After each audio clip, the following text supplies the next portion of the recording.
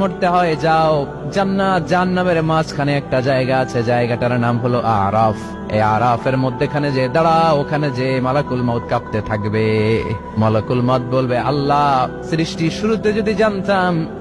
শুরুতে যদি জানতাম সবাইকে মৃত্যুদান করার পরে রূহ কবজ করার পরে আমাকেও মরতে হবে, তাহলে এই কঠিন দায়িত্বের ব্যাপারে আপনার কাছে ক্ষমা চাইতাম।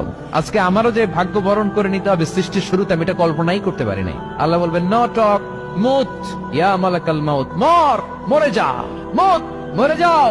বলার সাথে সাথে মালাকুল মাউত এক বিকট চিৎকার হাঁকিয়ে মরে যাবে। মালাকুল মাউতের চিৎকারটা সেদিন এত ভয়ঙ্কর হবে, বিষ্ণু ইসা ইসলাম বলেন, ওই চিৎকারের আওয়াজ যদি পৃথিবীর মানুষেরা কান দিয়ে শুনতে পেত, তাহলে কিয়ামত সংগঠিত হওয়ার জন্য আলাদা করে ইসরাফিলের সিঙ্গার প্রয়োজন হতো না।